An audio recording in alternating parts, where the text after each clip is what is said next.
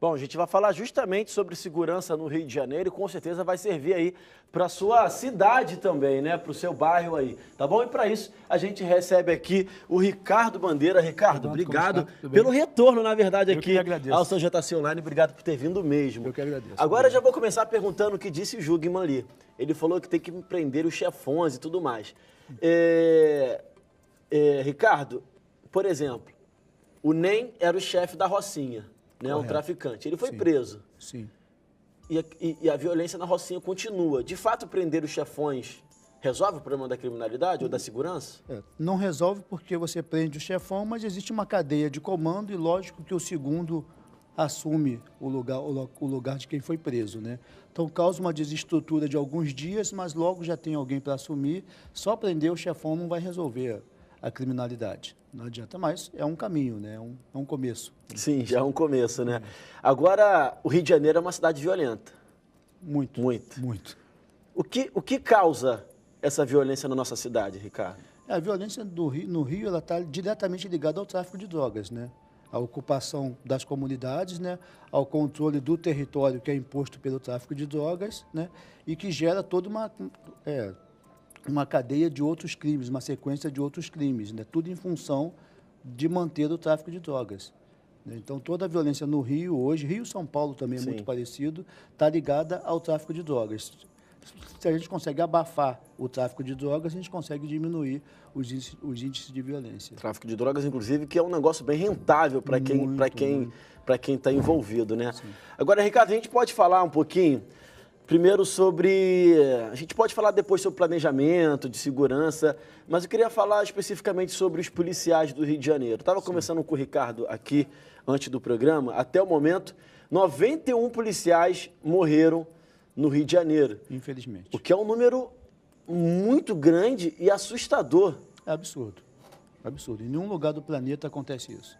Absurdo. Em nenhum local, em nenhuma época, se morreram tantos agentes públicos no combate à segurança pública quanto se morre no Rio de Janeiro.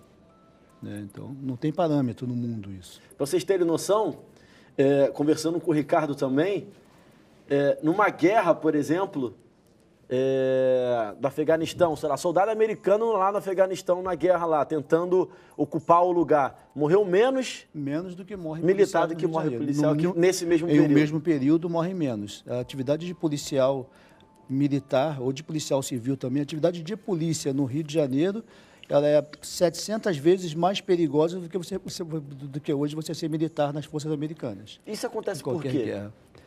Acontece em função do conflito urbano no Rio ser muito acentuado, é muito próximo. Então, a gente tem aqui conflitos urbanos, né? O tráfico de drogas está aqui na região urbana, né?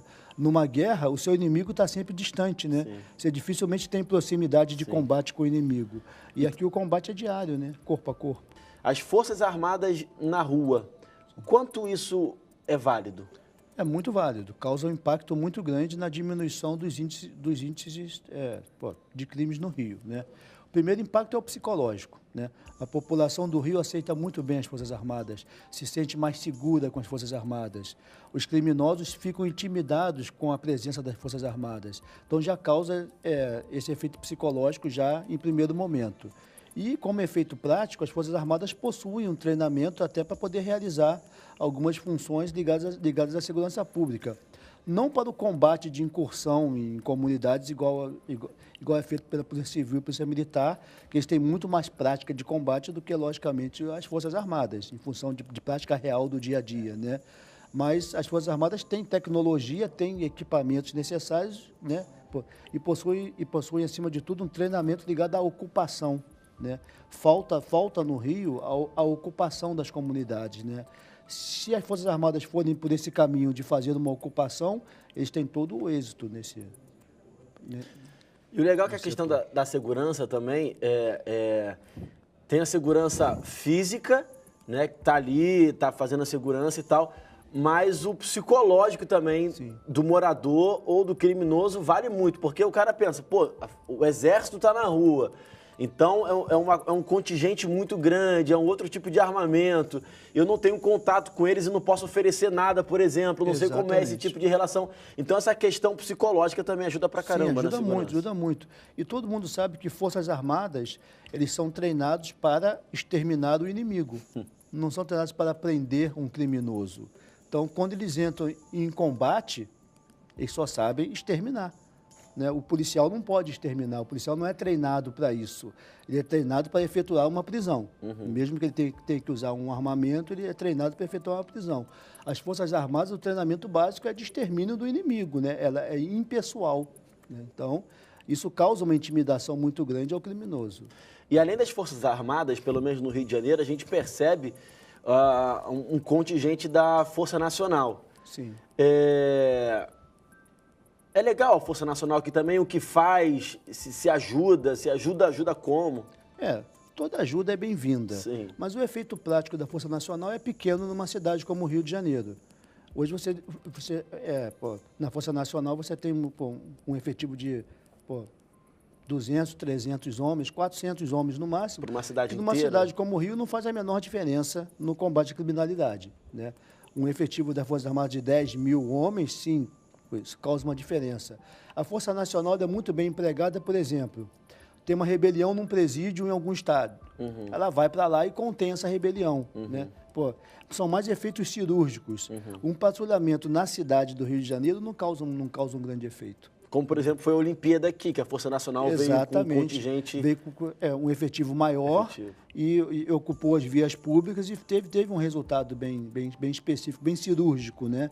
Não para patrulhar, não para poder entrar em comunidade. E aí tá, Roberto, eu acho que a questão da segurança pública, eu fico me perguntando, a gente pode até começar a entrar no planejamento agora, porque eu fico me perguntando, por que o Rio de Janeiro ele é tão violento? Já que numa Olimpíada, por exemplo, tudo funcionou. Então, será que o custo para ter um efetivo do jeito que foi na Olimpíada é muito custoso, a gente não tem uma condição de pagar isso? Ou simplesmente o planejamento existiu para a Olimpíada e aí num período curto e depois não existiu uma continuidade de planejamento? Então, assim, por que em grandes eventos ou por que em dados momentos, quando vem Papa, quando tem Olimpíada, quando tem Copa do Mundo, a gente tem uma sensação de segurança maior, existe um policiamento maior e depois que isso acaba, simplesmente não tem mais? O custo de manter esse efetivo é muito alto, né? Esse custo é um custo absurdo de você manter o mesmo esquema de policionamento, o mesmo esquema empregado numa Olimpíada, por exemplo, você manter isso o ano inteiro. Seria inviável, seria impossível. E o que acontece também? Os grandes eventos, Olimpíada, Carnaval, por exemplo. O traficante também não tem interesse de atrapalhar o grande evento. Porque você tem mais pessoas na cidade, você tem mais consumo de drogas. Entendi. Então, ele não tem o menor interesse em atrapalhar o evento. Esse efetivo que vem para grandes eventos são para outras coisas que poderiam acontecer.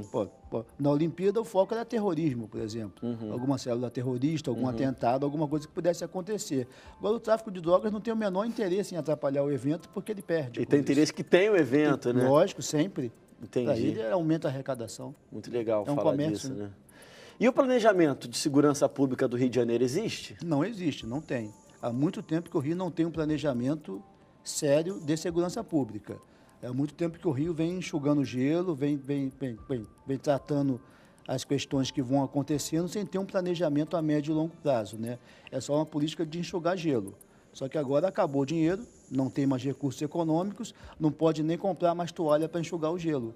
Então, agora não há outra saída a não ser se repensar toda a política de segurança que deixou de ser implementada nos últimos anos, né?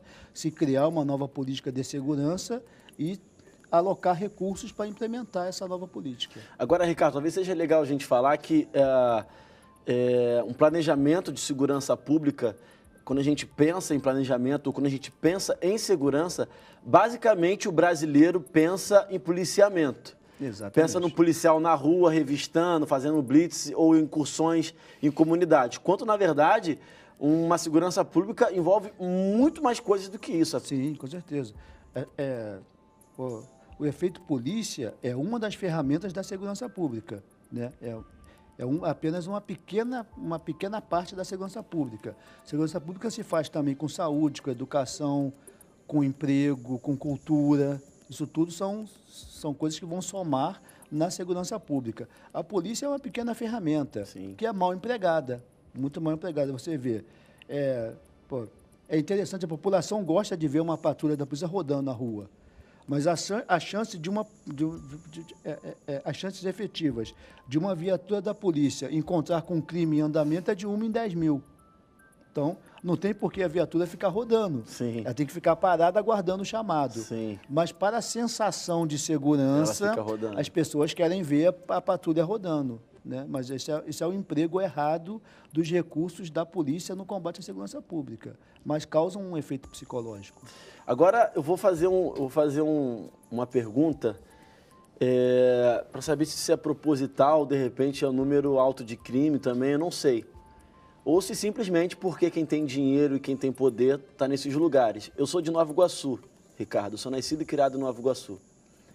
E eu sempre percebi um efetivo, um número menor de policiais, por exemplo, na Baixada Fluminense, do que na Zona Sul, automaticamente. Sim. Isso é pensado? Isso é histórico, sempre foi assim. Desde a vinda da família real, desde quando se pensou polícia no Brasil, a polícia foi estruturada para proteger o patrimônio de quem governa, Sim. de quem tem o patrimônio. Então, a polícia está alocada aonde tem patrimônio, aonde tem gente que tem algo a perder, ou seja, na classe dominante. Então, as classes menos favorecidas vão ter sempre menos polícia, né? Isso foi sempre assim, é histórico isso, infelizmente é histórico isso. A gente poderia falar um pouquinho da violência nos estádios, Sim. né? Que é um problema também no Brasil inteiro, inclusive. Talvez em até cidades que tenham 2 grandes clubes apenas, seja até um pouco pior do que em Rio e São Paulo, que são 4, talvez lá no Sul, com Inter e Grêmio, não sei, só especulação. Mas a gente acaba falando do Rio de Janeiro, já que a gente está aqui. Existe uma forma melhor de se combater a violência nos estádios do que acontece agora? Como é que você vê toda essa violência dentro ou em torno dos estádios, Ricardo? Existem formas de combater essa violência, né? É desagradável essa violência, ela impede que o chefe de família, que o cidadão vá ao estádio torcer pelo seu time, né? Mas existem formas de combater. A principal forma é a inteligência policial, é a investigação, né? Através da inteligência se consegue chegar aos verdadeiros mandantes, aos organizadores dessa violência toda, que certamente são uma minoria dentro da torcida organizada, né? Não se adianta falar em acabar com a torcida, em proibir torcida organizada, que não vai resolver a situação. O que vai resolver é um trabalho de investigação, de inteligência que possa punir os culpados. No Rio de Janeiro tem o GCRIM, né? Sim. Que é uma polícia especializada de estádios, de segurança nos estádios. E até fiz essa pergunta para o Ricardo também, em off, e aí eu vou fazer aqui no ar novamente, porque a impressão que eu tenho, Evandro Jales, é que quem faz parte de torcida organizada acaba tendo uma certa forma de proteção. Porque se eu for na rua agora aqui agredir alguém ou tentar matar alguém, eu vou responder por esse meu ato. Tudo em tese, lógico. E aí, quando eu estou numa briga de estádio e eu tento matar alguém e tal, eu simplesmente vou lá, faço um acordo, assino uma responsabilidade, um termo de responsabilidade, já sou liberto de quase que de imediato. Então, eu fico meio que pasmo, cara. Por que uma mesma atitude fora do futebol é tratada de um jeito e dentro do futebol é tratada de outro jeito? É um tratamento diferenciado, né, que visa agilizar a punição ou o acordo criminal feito, né? O GCRIM é um juizado especial criminal. Então, ele tenta, na medida do possível, agilizar isso e dar um tratamento diferenciado. É lógico que dar um tratamento diferenciado gera isso que você falou, né? O cara na rua vai ser punido de forma diferente de quem estava dentro do estádio, né? Isso acaba, talvez, facilitando aí, ou amenizando, né, a prática do delito, né? Porque ele sabe que ele vai sentar ali, vai fazer um acordo, vai pagar uma cesta básica e a vida segue. Agora, as medidas que foram tomadas até agora foram boas medidas para acabar com a violência nos estádios? Tipo, vamos acabar com torcida organizada tal. Não pode entrar com a camisa, tem que entrar só com roupa normal. isso de fato diminui a violência no estádio? Não, só aumenta a violência. Quanto mais você persegue indiscriminadamente, você aumenta a raiva, né? Então, isso não vai resolver nunca. Dessa forma, não. O que vai resolver é com a ação de investigação para punir os efetivos culpados. Não adianta se querer acabar com a torcida, você vai estar penalizando toda uma gama de torcedores que, em sua grande maioria, não são violentos, né? E tem que haver também um trabalho de investigação e punição com os clubes, que na maioria das vezes são coniventes com os líderes de torcida que praticam os atos violentos, né? Porque o clube permite que as torcidas tenham um acesso diferenciado às suas dependências. Não adianta a polícia ficar revistando no dia do jogo se os líderes das torcidas conseguem entrar na noite anterior levando esse material para dentro do estádio. Então, isso não vai resolver dessa forma nunca. Tem que dar um tratamento de investigação e punição, não só das torcidas, como também dos dirigentes de clubes. E para quem não acompanha tanto futebol, de fato, essa é uma atitude normal.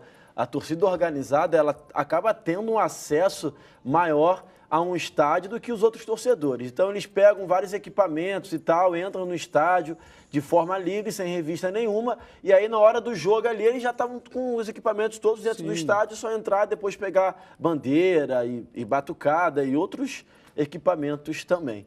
Então, esse é um assunto legal realmente para ser tratado. A gente está chegando perto do final do programa, eu acho que seria legal também, Ricardo, a gente falar das UPPs, saindo já da violência nos estádios.